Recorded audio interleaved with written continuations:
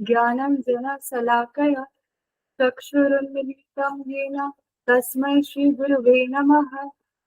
श्रीचैतन्यमनोभीष्टं स्थापितं येन भूतले स्वयं रूप कदा मह्यं ददति स्वपदान्तिकम्।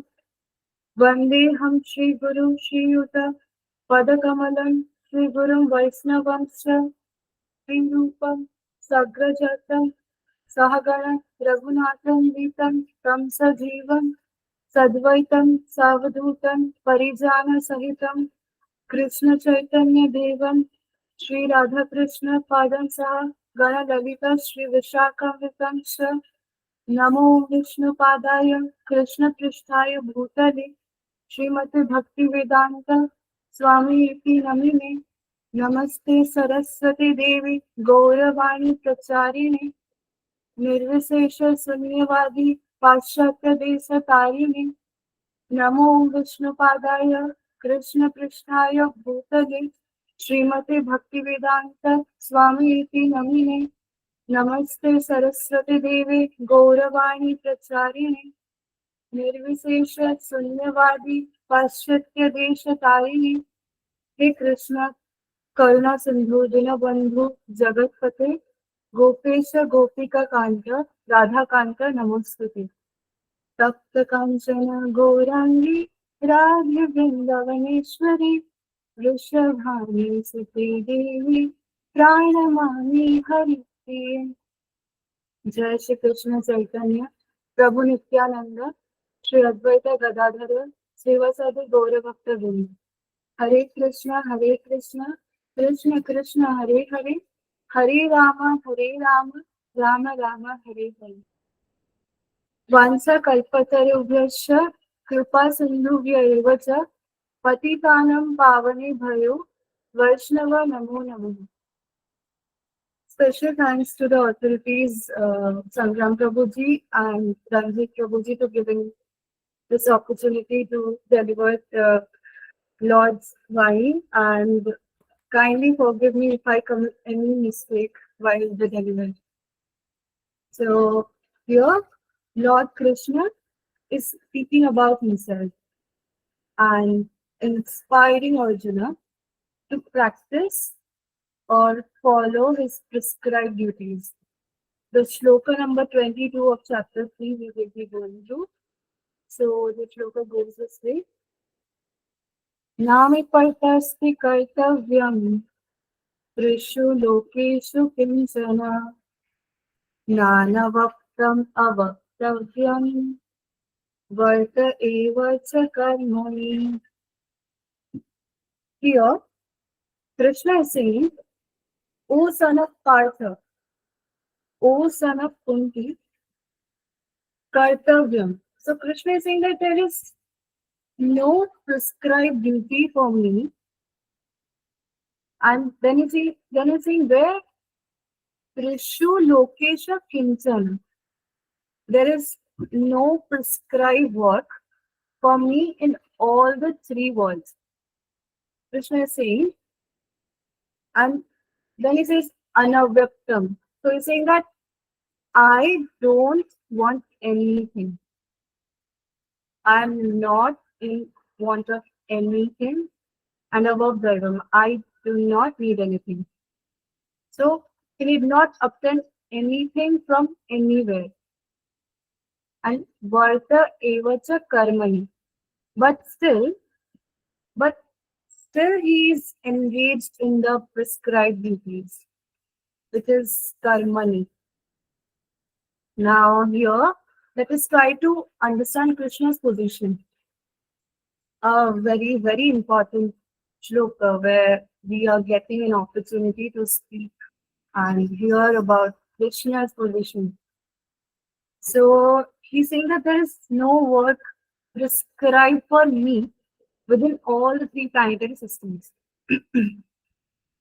So Krishna is the personality from whom everything emanates. Right? It is mentioned in chapter 10, verse 8 of the Bhagavad Gita that goes like Aham sarvasya prabhavo, 'Matta sarvam pravartate, इति मत्वा भजन्ते मां बुद्धभावसमन्विताः. Krishna is saying that aham sarvasya prabhavo. So everything emanates from me. Krishna is saying everything emanates from him. Not just this material world, even the spiritual world. Everything emanates from him. And then he says that those great personalities who understand this and those intelligent persons who understand this, they actually worship me. So Krishna is that personality from whom everything emanates. That is what Brahma is also saying. Sarva Karana Karano Krishna. Krishna is Sarva Karana Karanam. That is the cause of all causes. Right? Everything is coming from him.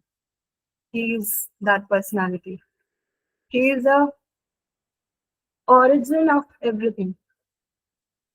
And that is what we see around and that we cannot see around. He is the origin of everything. We understand he as a person, as a personality. There is no difference between his body and soul. He is fully spiritual. He is Sat Chit Ananda Vigraha. See, our body is made up of earth, water, fire, air, ether, and that is what we see as a flesh, blood, bone, mucus, pile, pus, etc. in the body. And there's a difference. So we have a body and we are inside the body. We are spirit soul.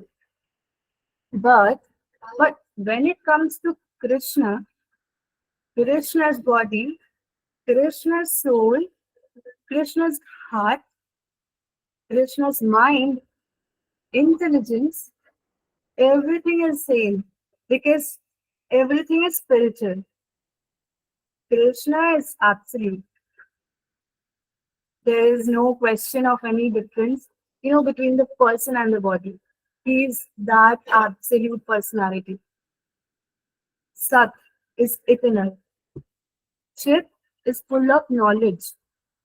Ananda, he is always blissful in his original position. So he is that personality, supreme personality of Godhead. Right. And that is what given in the Shvetavastra Upanishad, that he does not possess a bodily form like that of any ordinary living entity like us. So there is no difference between his body and his soul. He is absolute. All his senses are transcendental. No one is greater than him or equal to him. What happened is Devaki and Vasudev, the parents of Krishna, great devotees who wanted Krishna as a child. So they were Krishna and Sutapa in the previous life. They did a lot of tapasya in the previous life, and when the Lord appeared in front of them, Vrishni and Sutapa very intelligently, they asked a benediction from the Lord. They said, "We want a child like you." And Krishna said, "I am Asama Ujva." That is, there is no one equal to me. There is no one greater to me. Now what to do then? Krishna says, "Okay, you want a child like me. Since there is no child like me, I'll only become your child." So in this way, we understand that there is no one equal to Krishna. That there is no one greater than Krishna. Then the next thing is his potencies are multifarious, and thus his deeds are automatically performed as a natural sequence. So it has got many energies are taking care of various things that we see in day-to-day life. So this is what we need to understand, that everything is in its full appearance in the Supreme Personality of Godhead and is existing in full truth. There is no duty for the Supreme Personality of Godhead to perform. So, who will have this duty? Let us try to understand. Who will have this duty? A person who is embodied, a person who is stuck in a body, he will have a duty. And why a duty is needed? Why do a person needs a prescribed duty? Prescribed duty of Varna and Ashrama are very important for Vadha Jivas like us, as we are contaminated. We need to purify ourselves, and all these duties which are given in the Shastra, they will actually purify the person slowly and steadily and help the person to march towards the ultimate goal of life. But when it comes to Krishna, where will he march? Where will he march to? He is the Supreme Personality of Godhead. So there is no question of marching anywhere. He is the goal for everyone else. And he does not have a goal for himself. He is the goal. He is the ultimate destination. So when it comes to the Supreme Personality of Godhead, Krishna, there is no need to execute any duty because he is pavitra. He is all pure and he is fully spiritual. He is eternally liberated. Nitya Nitya Nam Chetana Chetanam. He is completely, eternally liberated. That is what is spoken here, that he does not have any duty to perform. One must receive the results of work as some designated duty, but one who has nothing to achieve within the three planetary system certainly has no duty. Uh, like, for example, the current dated example I would like to give, say, an IT professional is going to company for work. Why is he going there? Only for one reason. He wants to earn money. He is in need. He is in need for his food, shelter, clothing, and other necessities. He needs some money, and then he's going for rendering some service there. And in turn, he's getting salary. So he is in need. He is doing his duty. But now, when it comes to the Supreme Personality of Godhead, everything he owns, he is a supreme proprietor. Then what he needs? He does not need anything. He is completely independent. So very nicely, one shloka is given in Srimad Bhagavatam, that is Janmadasya Yato Nyayat Itaratas Shatis Abhijana Swarata. The word Swarata is very important. Swarata means independent. This personality is independent. He is not dependent on anyone. Whereas we living entities, we are completely dependent on Krishna. So now we understand very easily that he does not need anything from anyone. He does not have any needs as he's completely satisfied within his Atmaram. He is a great personality. He is the supreme personality of Godhead, as we know. So why he has to do any duty? Simple. Lord Krishna is engaged on the battlefield of Kurukshetra as leader of Kshatriyas. Why? Because of Kshatriyas are duty bound to give protection to the distressed. Although he is above all the regulations of the revealed scripture, he does not do anything that violates the revealed scriptures. Krishna knows the revealed scriptures. How?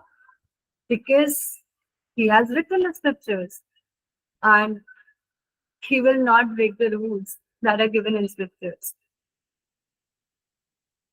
But unfortunately, what happens is we as jivas whose eyes are completely contaminated, we cannot understand Krishna's pastimes, but only those great souls whose eyes are anointed with love, jnana, charita, bhakti, vilasini, those great personalities, they only understand that. They can see Krishna completely abiding the rules of the Shastra as given by himself. So, in this way, we understand Krishna setting an example, and that example is for common public in general. But after speaking all of this, another question comes to why he has to follow scriptures. See, when a king sets a rule, it is not that the king has to follow the rules. He can just be like that. So I want to summarize the whole version again. Like the reason why we all work is because we need something, right? We are all tiny parts of God, who is an ocean of bliss, and hence we all seek bliss. Since we have not attained perfect bliss as yet, we feel dissatisfied and incomplete. So, whatever we do is for the sake of attaining bliss. However, bliss is one of God's energies, and He alone possesses it to the infinite extent. He is the perfect and complete in Himself and has no need of anything outside of Himself. Thus, He is also called Atmaram, one who rejoices in the self, and Atmarati, one who is attracted to his or her own self, and Atma Krida, one who performs divine pastimes with his or her own self. If such a personality does work, there can be only one reason for it. It will not be for oneself, rather for the welfare of others. Thus, Sri Krishna tells Arjun that although in his personal form as Sri Krishna, he has no duty to perform in the universe, yet he works for the welfare of others. He next explains the welfare that is accomplished when he works in the next chapter. I'm done for now. Thank you so much. Hare Krishna.